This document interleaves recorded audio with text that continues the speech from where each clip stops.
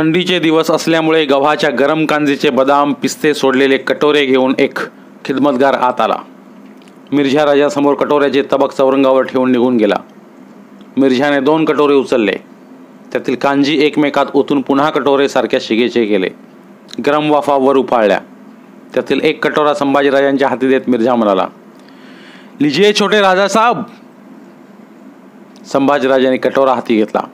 गरम कांजीचा एक सुका व घुटका घेत मिर्झा राजा म्हणाला, छोटे राजा साहब, इस बख्शी के डेरे में जाना, रिवाज की हर बात ध्यान देकर सुनना, फरमान अदब से अपनाना, समझदार हो, सब ठीक हो जाएगा. कांजीचा घुटका घ्यावा म्हणून संभाजीराजांनी कटोरा ओठाला लावला होता, पण त्याचा चटका बसल्यामुळे त्यांनी तो तसाच झटकन खाली घेतला. हातातील कटोऱ्याकडे बघताना त्यांना आपल्या आबासाहेबांची आठवण झाली. त्यांनीही रिवाज सांगितला होता, दसऱ्याच्या आखाड्याचा, कडी मोहरा बहाल करण्याचा. मिर्झाही रिवाज सांगत होता, अदब राखण्याचा. ठंडी होणे दीजिए. मिर्झा हा संभाजीराजांच्या कटोऱ्याकडे बघत पुढे झुकून म्हणाला. मान उठून त्यांच्या डोळ्यात क्षणभर रोखून बघताना संभाजीराजांना होळीच्या पेटत्या हुडव्यात बेधडक हात घालणारे, सोन्याच्या आखाड्यावर तुटून पडणारे आपले मावळे आठवले. त्यांचे रंग सरसरून आले. मिर्झावरचे डोळे तसेच ठेवून त्याने हातीचा कटोरा वर उठवून ओठाला लावला. कपाळावरचे शिवगंध जराही न ढळविता, पापणी न मोडता त्यांनी कटोऱ्यातील गरम कांजी घटाघटा पिऊन टाकले. तांदल्या भुवयांनी त्यांच्याकडे बघत मिर्झाने आपल्या हाताचा कटोरा तसाच ठेवला. त्याच्या राजपुतानी मनात एक विचित्र विचार तळून गेला. त्याला शिवाजीराजे समोर असताना धगधगीत अंगार वाटले होते. त्यांचा हा फर्जंद त्या अंगाराच्या जवळपासचा वाटत होता, पण कसा ते मात्र मिर्झाला नीट उमजेना.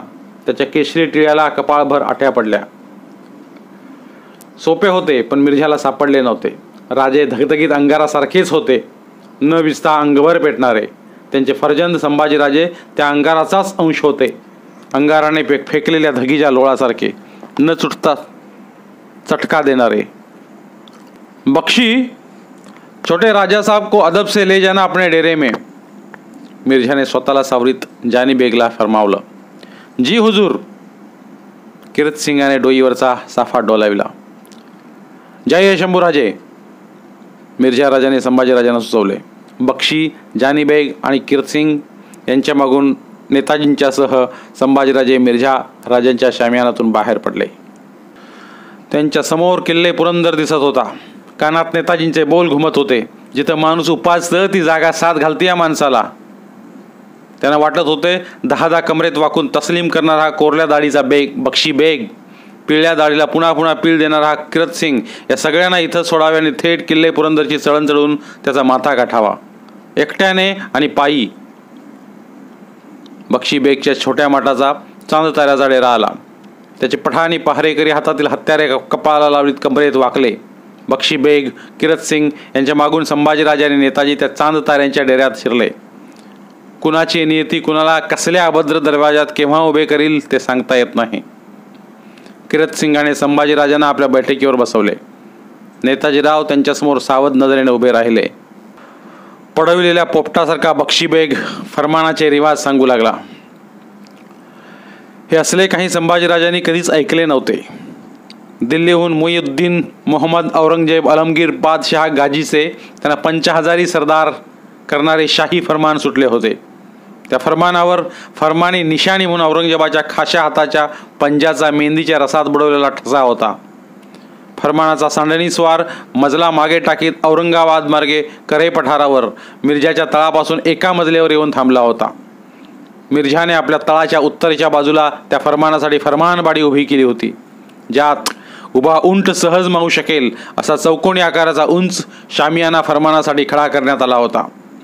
फरमान घेऊन येणारा सांडणी स्वार आपला उंट थेट शामियानात आणून खडा करणार होता. ज्याने फरमान स्वीकारायचे त्या दरबाराच्या कदीम चाकराने पाठ न दाखवता त्या उंटासमोर पेशवायचे होते. 3 वेळा लवून तस्लीम कुर्नीस करायचा होता. मग सांडणी स्वार सवारीचा शाही उंट खाली बसवणार होता. चाकराने आपले गुडघे जमिनीवर टेकून त्या उंटाच्या बगलेला खाली मान घालून बसायचे होते. सांडणी स्वार त्याच्या डोक्यावर फरमानाची थैली उंटावरूनच ठेवणार होता. ती हाताने धरून उठत पाठ न दाखवता चाकराने तसेच 10 कदम मागे हटायचे होते.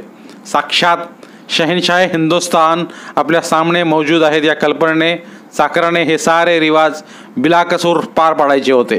ही शाही चाकरी होती, तिचे हे शाही फरमान होते, त्याचे हे रिवाज होते. आजवर मी म्हणणाऱ्या कैक शमशेर जंगांनी तेग बहादरांनी याच पद्धतीने तसले फरमान स्वीकारले होते. बक्षी बेगचा एक एक शब्द संभाजीराजांच्या जीवाची घालमेल करीत होता. आजवर मासाहेब, राजे, आई जगदंबा आणि प्रेमाचे वडीलधारे यांच्याखेरीज कुणासमोरच त्यांनी कधीच गुडघे टेकले नव्हते. एका जनावरासमोर तर नाहीच नाही. मासाहेब, राजे आणि राणी वशातील आऊसाहेब यांच्या हाताशिवाय काहीच मस्तकावर घेतले नव्हते. किमान कसल्याही प्रसंगी कुठलाही कागदी चिठोरा मस्तकी घेण्याची पाळी त्यांच्यावर आली नव्हती. संभाजीराजांचा श्वास घुसमटत होता. आपल्या जीवाची ज्योत कोणीतरी काळ्या कभिन्न चिमटीत पकडून चेचू पाहते आहे असे त्यांना वाटत होते. ते एकसारखे नेतांजीकडे बघत होते. त्यांची छाती वर खाली धुमसत होती.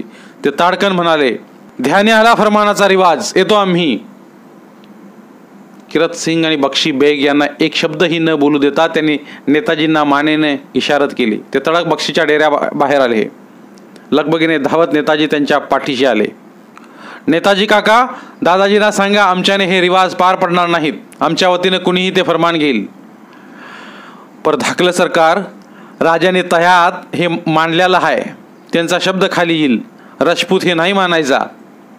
नेताजी त्यांच्या बरोबरीने चालताना त्यांची समजूत काढून बघत होते.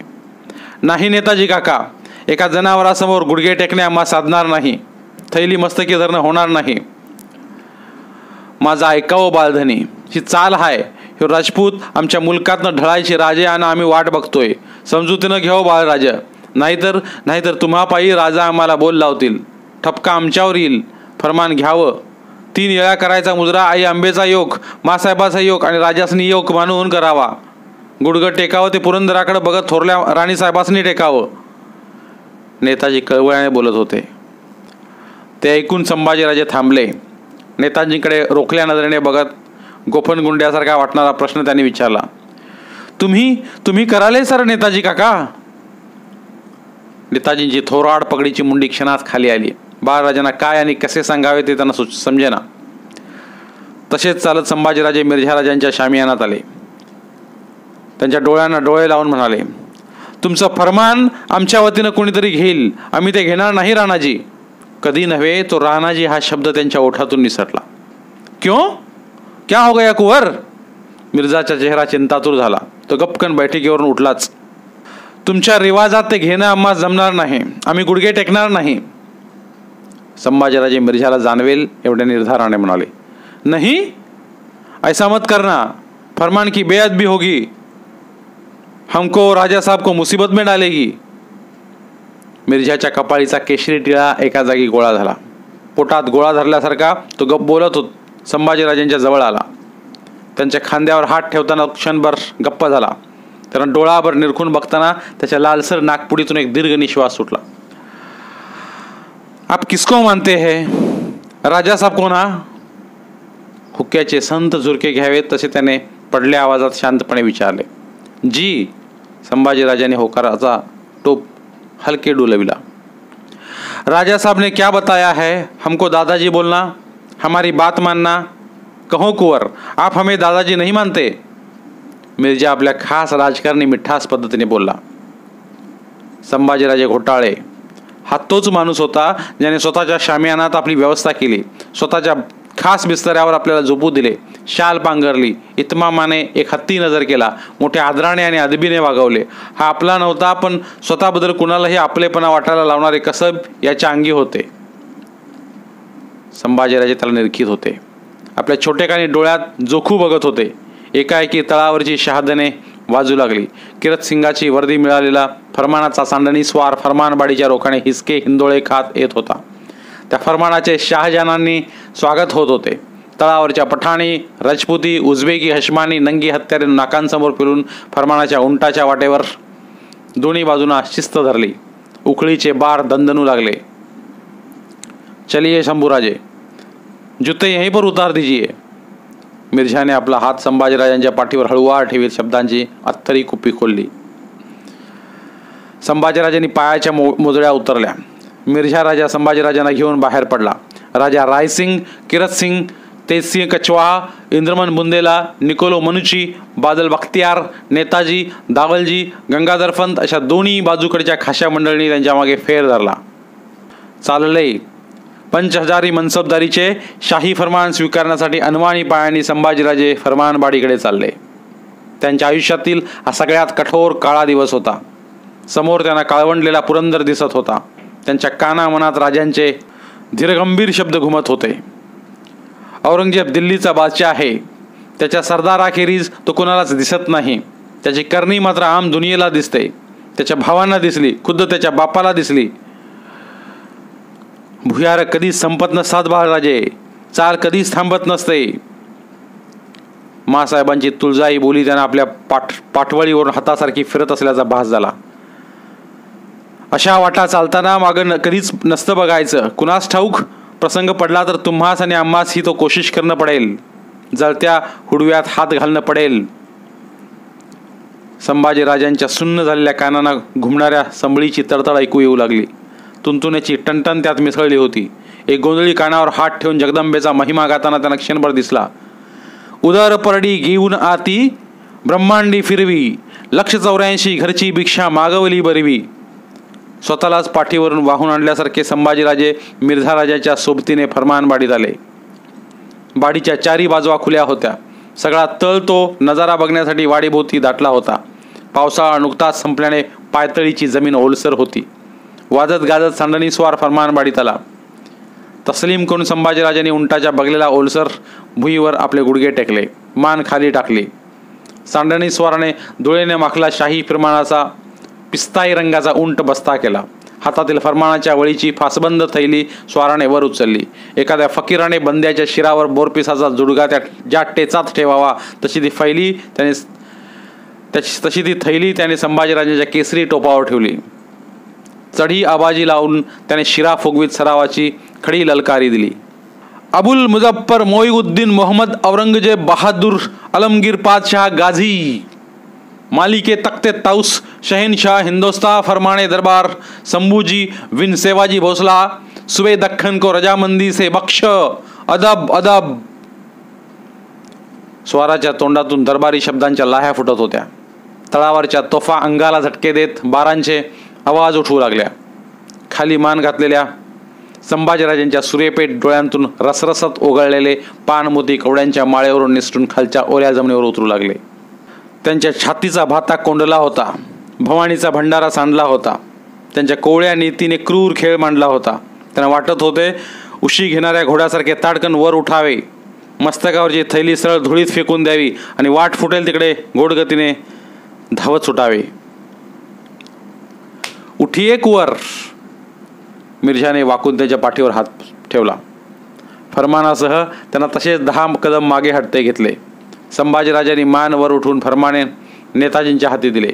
त्यांच्याकडे बघताना नेताजींना आपल्या काळजात मासळी सरकल्याचा भास झाला. एवढ्या अवधीत बाळराजांची नजर केवढी दुखरी झाली होती. ती बघताना नेताजींनी मान आपोआप खाली गेली आणि त्या खाली गेलेल्या मानेबरोबरच 12 मावळांचा रानवारा पिणारे हर हर महादेवचा घोष उठवताना इंगळासारखे पेटून उठणारे नेताजींचे डोळे क्षणात पांथरून आले. त्यांना आपल्या धाकल्या राजाच्या पांढऱ्या सफेद जाम्यावर गुडघे टेकल्यामुळे उठलेले मातीचे डाग दिसत होते. ते डाग जामा धुतला तरी कधीच जाणार नव्हते. मिर्झा राजाची पाठीवरची भुनभुन आता कमी झाली आहे या भरोशाने राजे सैन्यासह तळ कोकणात गेले होते. त्यांना जाऊन 5 दिवस मागे हटले होते. जिजाऊ साहेब सदरेवरचे निवाड्याचे आणि खलिद्याचे मजकूर मायने सांगण्याचे काम आटोपत घेत होत्या. त्यांचे मन आताशा कशातच लागत नव्हते. बाळाजी थांबूया आता, येतो आम्ही. जिजाऊ सदर बैठकीवरून उठत चिटणीसांना म्हणाल्या. चिराग लागणीची वेळ आली होती. जशी आज्ञा. मनात बराच वेळ कुरकुरू चालवलेले सफेद शहा मृगपीस बाळाजींनी कलमदानात हलकेच ठेवले. ते लगबगीने उठून उभे राहिले. तिकडे जिजाऊंच्या खासे महालात नित्याप्रमाणे त्यांना दिवट्यांचे सलाम देण्यासाठी लक्ष्मीबाई, पुतळाबाई, सकवारबाई, गुणवंताबाई, काशीबाई असा जवळजवळ सारा राणीवसा जमला होता. पुतळाबाईच्या शेजारी संभाजीराजे उभे होते. त्यांच्या तर्फेने सखूबाई, राणूबाई, अंबाबाई अशा त्यांच्या बहिणी उभ्या होत्या. सारेजण जिजाऊंची वाट बघत होते. इतक्यात बुट्ट्याचा काळा शार शालू नेसलेल्या गौरवर्णी सोयराबाई तोलत्या धीम्या पावलाने आपले कन्या बाळीबाईसहित त्या महालात प्रवेशल्या. त्यांच्या मागे त्यांची खास दासी चंद्रा आणि 2-4 कुणबिनी होत्या. त्यांना बघताच सगळ्या राणीवशाने आपले उभे राहणे झटकन सावरले. संभाजीराजांनी कमरेत वाकून त्यांना तिपेडी अदब बुजरा केला. सोयराबाई सीधे चालत पुतळाबाईंच्या जवळ आल्या. पुतळाबाई मान अदबीने खाली गेली होती. नजर सोयराबाईंच्या पायावर खेळली. त्या गोऱ्यापान पायावरच्या कोरलेल्या आळत्याच्या नक्षीत क्षणात पुतळाबाईंचे मन गुरफटल्यागत झालं. आपले बिब्बेवाणाने डोळे संभाजीराजांच्यावर सुळजुळून त्यांच्या खांद्यावर हात ठेवीत सोयराबाई पुतळाबाईंच्याकडे न बघताच म्हणाल्या, बाकी धाकल्या बाई फरमानाची बाब बाळराजांच्यावर निभावली म्हणून निभावली. खुद्द स्वारींनाच फरमान घेणे पडले असते तर कोण बेअदब झाली असती साऱ्यांची. आमचे बाळराजे हुशारीचे, कुठलीच कसूर त्यांनी नाही केली. टाकली मान वर उठून पुतळाबाईंनी एकवार सोयराबाईंच्याकडे बघितले. पायावरची आळत्याची नक्षी त्यांच्या डोळ्यात दिसल्यासारखे पुतळाबाईंना वाटले.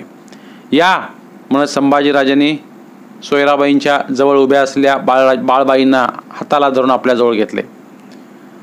कोण प्रकारचा खलबत चालला आहे बाळराजे थोरल्या बाईंशी, असं म्हणून हसून म्हणत जिजाबाई महालात आल्या.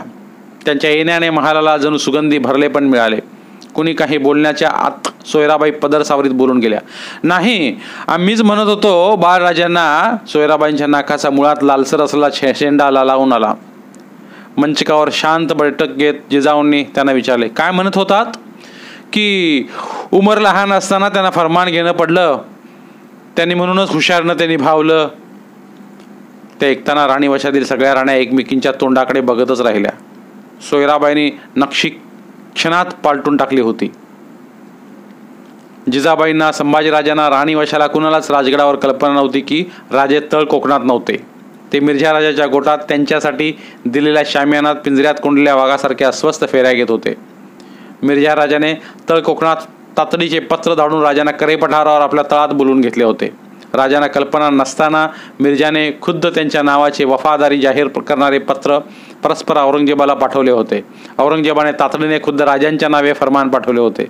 तळ कोकणातून राजे तातडीने मिर्झाच्या गोटात आले होते आणि छातीवर सह्याद्री ठेवून राजांनी बक्षी जानी बेगच्या शाही रिवाजाप्रमाणे आज फरमान स्वीकारले होते. फरमानाच्या उंटाजवळ गुडघे टेकून शाही थैली खालच्या मानेने टोपावर घेताना राजांना संभाजीराजांनी सांगितलेला कड आठवला होता. जनावरासमोर गुडघे टेकून फरमान घेताना जाम्यावर डाग पडतात, ते जाता जात नाहीत. फरमान घेऊन आलेले राजे त्या आठवणीने हैराण झाले होते. एकसारख्या अस्वस्थ फेऱ्या शामियानात घेत होते. एकाएकी ते थांबले. त्यांच्या मनात विचार उठला, शंभूराजे, फरमान घेऊन तुम्ही आमच्या भेटीस आला. काही न बोलता आम्ही तुम्हाला पोटाशी घेतलं. आज आम्हीही फरमान घेऊन आलो, पण आम्हाला पोटाशी घेणारं इथं कुणीच नाही. परंतु आपले राजे पण मिर्झाच्या तळावर धुळीत टाकून राजाने आणि संभाजीराजाने आपल्या लोकांना जगण्याचा धीर दिला होता. दुर्बलांच्या हक्काचे संरक्षण करणे हेच खरे राजे, पण राजाने ते पाळले होते, फार फार मोठी किंमत देऊन. मिर्झा राजाच्या हिशेबी शिवाजीराजांचे श्रींचे राज्य आता निकालात निघाले होते. सगळा राजस्थानी चिवटपणा पणाला लावून शिवाजी आणि संभाजी हे दख्खनी मावळमणी त्याने उचलले होते. आपल्या निष्ठावंत हातांनी औरंगजेबाच्या जपाच्या तहबीजच्या जाळेत ते गुंफण्यात आपण फत्तेदारी घेतली या समाधानात मिर्झा राजे होता. आता त्याची रेगिस्तानी पिंगट नजर विजापूरकडे आदिलशाहीच्या रोखाने वळली. तो पुरा दख्खन पायाखाली रगडायला आला होता. मिर्झा राजाने आपला खास हिजीब राजगडावर पाठवून राजांना आपल्या फौजेनिशी पुरंदराच्या तळावर दाखल होण्याचा निरोप पाठवला. विजापुरावर चालून जाऊन शाही चाकरी बजावण्यासाठी त्यासाठी राजांना त्यांनी आपल्या तहात बांधून घेतले होते. राजे राजपुताबरोबर विजापूरच्या रोखाने गेलेला 2 महिले लोटले. नेहमीसारख्या जिजाऊ सदर काम आटोपते घेत होत्या. मान मोडून एकलगीने बाळाजी आवजी त्यांच्या शब्दांबरोबर शहांबुरुक पीस चालवित होते. जिजाऊंनी शेवटचा खलिता सांगून संपविला. त्या थांबण्याची वाट बघत बाहेर थांबलेले मोरोपंत पेशवे सदर चौकात आले. छातीवरच्या उपरण्याला हात भिडवीत त्यांनी मासाहेबांना मुजरा केला. काय पंत? जिजाऊ त्यांच्याकडे बघत म्हणाल्या. शृंगारपुराहून एक वेद पारंगत शास्त्री आलेत, केशव भट नावाचे. आईसाहेबांची भेट मागतात. आज्ञा होईल तर. मोरोपंत अदबीने थांबले. पेश करा त्यांना पंत. मोरोपंतांनी सदर दरवाजाकडे बघितले. त्यांच्या इशाऱ्याची वाट बघत बाहेर खोळंबलेले केशवभट आत आले. अंजेरी रंगाचा जरी किनारीचा रुमाल त्यांनी मस्तकाला बांधला होता. तांबड्या काठाच्या धोत्रावर लांब बाहीची स्वच्छ बाराबंदी होती. खांद्यावरून छातीकडे येत पाठीशी वळलेला उपरण्याचा वेढा होता. रांगोळीने घासलेल्या पितळी देवमूर्तीसारखे शास्त्रीपणांचे तेज त्यांच्या मुद्रेवर होते. केशवभटांनी कमरेत वाकत दोन्ही हात जोडून जिजाऊंना नमस्कार केला. आऊसाहेबांना बघण्याची फार दिवसांची त्यांची इच्छा असल्यामुळे त्याने आपल्या तेजस्वी डोळ्यांनी जिजाऊंना निरखून पाहिले. काय अजून येणं केलं शास्त्री बुवा? जिजाऊंनी केशवभटांच्याकडे बघत शांतपणे विचारले. त्या प्रश्नाने केशवभट पुन्हा कमरेत वाकले. म्हणाले, थोडंसं शास्त्र जाणतो. रामायण, महाभारत, वेद, उपनिषद पायींच्या सेवेचा योग होईल तर छान. आम्ही अशा आसामींच्या शोधातच आहोत. मोरोपंत यांना आमच्या महाली पेश करा. जगदंब. जिजाऊंची चर्या प्रसन्न दिसत होती. त्या बैठकीवरून उठल्या. आपल्या महालाच्या रोखाने चालू लागल्या. त्यांच्याकडे बघितले तर कुणालाही कळले असते की कसले तरी विचार त्यांच्या बरोबर चालत असावेत. पण ते राजांचे नव्हते, संभाजीराजांचे नव्हते, राजांच्या राणीवशाचे तर नव्हतेच, राजांचेही नव्हते. जिजाऊ विचार करत होत्या आपल्या नाथसूनबाईचा, येसूबाईचा. संभाजीराजांचे लग्न झाले आणि पिवळ्या अंगाने येसूबाई पिलाजीरावांच्या बरोबर शृंगारपूरला गेल्या होत्या. जाणतेपणीच त्या माहेरीच राहणार होत्या. ते माहीत असूनही जिजाबाई स्वतःशी म्हणाल्या, फार दिवस झाले, पोर डोळ्याआड राहिली, एकदा बलाऊ धाडलं पाहिजे. पन्हाळा प्रांताहून निघालेला बहिर्जी नाईक चिराग लागणीच्या वेळेला राजगड चढून आला. बाले किल्ल्यावर येऊन त्याने जिजाऊ साहेबांना आपण आल्याची वर्दी पाठवली. त्यावेळी जिजाऊंच्या महाली मोरोपंत आणि केशवभट उभे होते. जिजाऊ संभाजीराजांच्या सह मंचिकावर बसल्या होत्या. केशवभटांची आस्थेने विचारपूस केल्यावर जिजाऊंनी त्यांना संभाजीराजांना रामायण महाभारत सांगण्याची मोलाची कामगिरी जोडून दिली. बहिर्जी आल्याची वर्दी मिळाल्यामुळे जिजाऊंनी मोरोपंत आणि केशवभट यांना निरोप दिला. रामोशी वेशातील दूरची धावणी घेतलेला दमगीर बहिर्जी महालात आला. जोहार घालून त्याने मासाहेबांना बघितले. कोण मामल्याची खबर? बोला नाईक. विचारांचा गोंधळ उडाल्यामुळे घोटाळलेला बहिर्जीला जिजाऊंनी धीर दिला. इजापूरला लई जोराचा जंग झाला. धन्यासनी आणि राजपूतला शर्जाखानामोर शिकस्त घ्यावी लागली. ते काने आलंय आमच्या. विजापूरच्या सरलष्कर सर्जाखाननं पहाडाचं काळीज दाखवलं. एकेकाळी त्यानं चालून आलेला राजपूत, दिलेर, नेताजी आणि राजे या 4 सेनापतींना निकराने भांडून शिकस्त दिली. फार इमानीचा आणि ताकदीचा असला पाहिजे सर्जाखान. राजे विजापूर सोडून पन्हाळ्याकडे कूच झाल्याचं आम्ही ऐकून आहोत. काय झालं पन्हाळ्याचं? जी, कधी घडायचं नाही असं घडलं पन्हाळ्यावर आईसाहेब. आपला 1000 पावलोख पन्हाळ्याच्या छाप्यात कामी आला. गड काही हाताला लागला नाही. बहिर्जीने मान खाली घातली. मतलब? संभाजीराजांच्या कपाळी आठ्या चढल्या. सारे अंग ताठरले. 1000 लोक एका छाप्यात खर्ची पडले होते. इजापूर सोडताना धन्यांनी फौजांच्या 2 फळ्या केल्या. एक सरलष्करांच्या दिमतीला दिली, दुसरी संघ घेऊन खास राज आपल्या षष्टीला पन्हाळगडाला मध्यरात्रीत भिडलं. नेताजीसनी त्यांनी षष्टीची रात नेमून दिलेली होती, पण नेताजी वक्ताला गडाच्या पायथ्याला भिडलं नाहीत. वाट बघून राजा हैराण झालं. रात टळतीला यायला लागली म्हणून आपली फौज घेऊन गड चढायला लागलं, पण गडकऱ्याला सासूद लागलेला होता. दुकटलेल्या तटाभोवत्यानं आपलं धारकरी घेऊन तो दब्यानं बसला होता. राजा टप्प्यात येताच तो मोहऱ्यानं चालून आला. चांदण्यात हत्यारमार झाली. 1000 माणूस उतरंडीला पडला. गर्दी करून राजा उरलेल्या लोकांनीशी विशाळगडाकडे सरकलं. मग राजे आता विशाळगडी आहेत तर, आणि मग आमचे सरलष्कर कुठे आहेत? जिजाबाईंना नेताजीचा करणा काय ते कळेना. नाही मासाब, राज फोंड्याच्या रोखानं कोकणात उतरल्यात अन भरजीचा साथ कातरला. नजर जिजाऊंच्या आणि बालधान्यांच्या पायावर पडली. आणि काय नाईक? जिजाऊंना आणि कुणी कामी तर आलं नाही ना अशी शंका आली. कसं सांगावं मासाब, अशी खबर सांगण्यापरास जीव झाडलेली ब्यास. नाईक, जीभ झडली तरी सत्य झाकून राहणार थोडंच. बोला. जिजाऊंनी बहिर्जीला जकडून टाकला. विशाल गडावरनं राजानं सरलष्करांनी खलिता धाडला. सरलष्कर असून समयास कैसे पावला नाहीत. दाखल होण्यास दिरंग केला. सबब तुम्हास बरतर्फ करतो आहोत असा हुकूम दिला. तो वाचून नेताजी बिथारले. राजांच्यावर राग झाले. राजासनी पारकहून इजापूरच्या दरबाराला फौजा सुद्धा जाऊन मिळालं. मुंडासे डुलवून बहिर्जी गदगदल्या सुरात बोलला. जिजाबाई डोळे ताणून बहिर्जीच्या धुळकटलेल्या मुंडाशाकडे बघतच राहिल्या. बहिर्जीच्या अंगावरच्या घोंगडी काचोळ्याकडे संभाजीराजे रोखून बघत होते. त्यांच्या कानात भरदार मिशांचा थोराड तिधारी पगडीचा नेताजी काकांनी राजपुताच्या गोटात सांगितले शब्द घुमू लागले. माणूस जिथं उपासतं ती जागा माणसाला साथ घालती बाळधनी. संभाजीराजांना वाटले बहिर्जीच्या अंगावरची घोंगडी काचोळं मोठं मोठं होत आहे. ते भलं मोठं काचोळं आपल्या हातात घेऊन नेताजी काकांनी ते जाळ्यासारखं फेकून सगळा पुरंदर किल्ला त्यानं पार झाकून टाकला आहे. त्या काचोळ्याखाली त्यांचे शब्द गुदमरून तडफडत आहेत. माणूस जिथं उपासतं ती जागा माणसाला साथ घालती बाळधनी. इकडे आग्र्यात संगमरवरी सफेद चिऱ्यांचा ताजमहाल असाच गुदमरून तडफडत होता. लाल किल्ल्यावरच्या मुसामा बुर्जालगतच्या मनोऱ्यातील शहाजहानची 7 वर्षांची कैद संपली होती. अय अल्लाह ताल, मेरी आगे वाली जहान की हालत अच्छी कर, मुझे जहन्नम के दर्दे आग से बचा ले, अशी खुदाला कळवळून प्रार्थना करी शहाजहानने आग्र्याच्या लाल किल्ल्यात शेवटची सास टाकली. ही सारी उत्तरी वार्ता वाऱ्याबरोबर दक्षिणेकडे येऊन पोहोचली होती. ऐकणारे विस्मित होत होते. शहाजहानची मुलगी जहानारा बेगमा अकबरबादी महल आणि फत्तेपूर महल त्याच्या बुढ्या आंधळ्या आणि फाकळलेल्या निस्तेज प्रतावर कोसळून फुटफुटून रडल्या. शहाजहानचे सुरकुतलेले म्हातारे गोरे अंग फाकळून निघाले होते.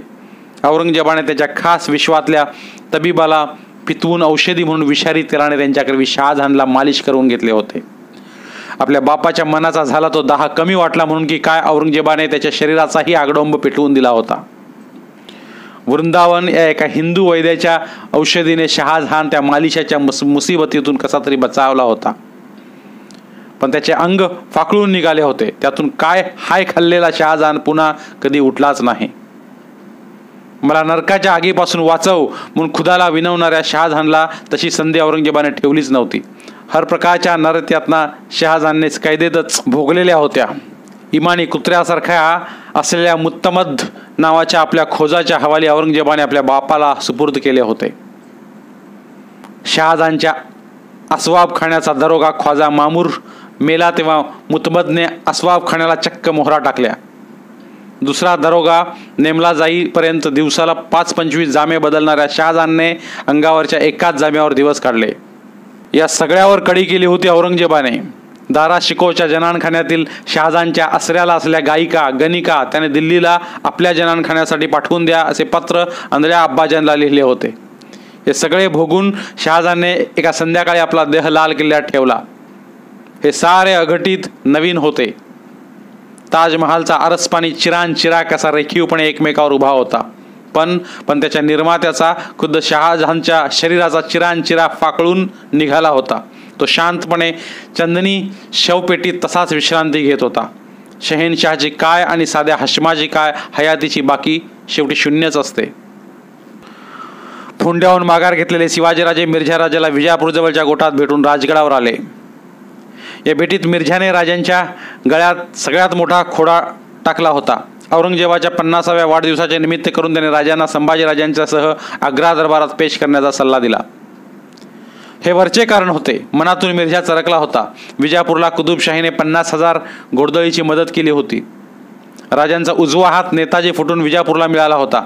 त्यात खुद्द राजेच विजापूरला सामील झाले तर आपली धडगत नाही या शंकेने मिर्झाने औरंगजेबाला पत्र पाठवले. शिवाजीराजांना शंभूराजांच्यासह आग्रा दरबारी बोलावून घेण्याचा मनसुबा बनवून आणला.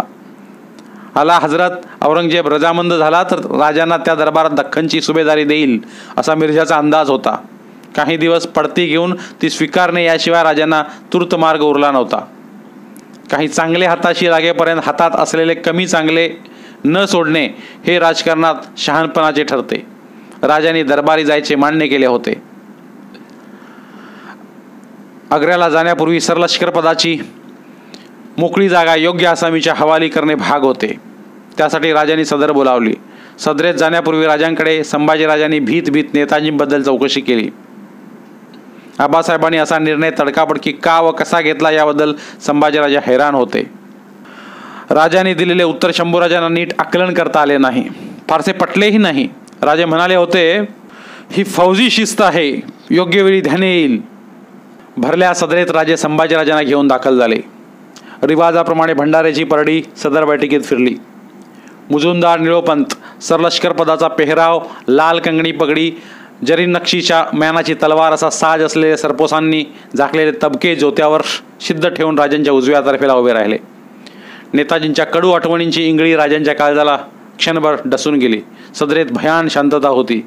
मंडळी, आम्ही बादशहाच्या भेटीला उत्तरेत जाणार आहोत. राजांना एवढेच बोलताना भरून आल्यासारखे झाले. स्वतःला सावरून ते एकलागीने म्हणाले, रीती पडलेली सरलष्करपणाची जिम्मेदारी आम्ही कुर्तोजी गुजरांच्या खांद्यावर टाकण्याची योजली आहे. कुर्तोजी, असे सामने या. कुर्तोजी राजांच्या बैठकीसमोर आले. अदब मुजरा करून सावरत्या अंगाने उभे राहिले. राजे बैठकीवरून उठले. निळोपंतांनी पेश केलेल्या तबकातील शेला चोळणा त्यांनी कुर्तोजींच्या खांद्यावर चढवला. त्यांच्या कमरेला तलवारीचे बंद आवळले. कुर्तोजींनी आपल्या डोकीवरची पगडी काढून हाती घेतली. राजांनी तुरेबाज लाल कंगणी पगडी उचलून ती कुर्तोजींच्या मस्तकावर ठेवली. सदरेकडे बघत राजे म्हणाले, आजपासून कुर्तोजी गुजर आमच्या फौजेचे सरलष्कर. आम्ही त्यास प्रतापराव ही खिताबत बहाल करतो आहोत. राजांनी कुर्तोजींना उरभेट दिली. ती घेताना ना कुर्तोजींना ना एकाही सदर करायला कळले की राजांच्या उरात कसले कड दाटून आले आहेत. त्यांनी कुर्तोजी आमच्या फौजेचे सरलष्कर असे थांबून म्हटले होते. श्रींच्या राज्याचे सरलष्कर असे म्हटले नव्हते. राजांचा शब्द न शब्द कान देऊन ऐकण्याचा सराव झालेल्या संभाजीराजांना मात्र ते जाणवले. बैठकीवर बसल्या बसल्या ते कुर्तोजींच्या डोक्यावरील कंगणी पगडीतील तुऱ्याकडे बघत राहिले. त्यांच्या मनात विचारांचा तुरा डुलला. नेताजी काका झाले तसे तुम्ही आमच्या महाराज साहेबांना पारखे होऊ नका. त्यांच्या मनावेगळी गोष्ट करू नका. सदर उठली. सदरकरी चौकाबाहेर पडू लागले. त्या सगळ्या सदरेला कल्पना नव्हती की औरंगजेब दिल्लीहून आग्र्यात आला होता आपल्या मूर्त बापासाठी जियारत पडायला.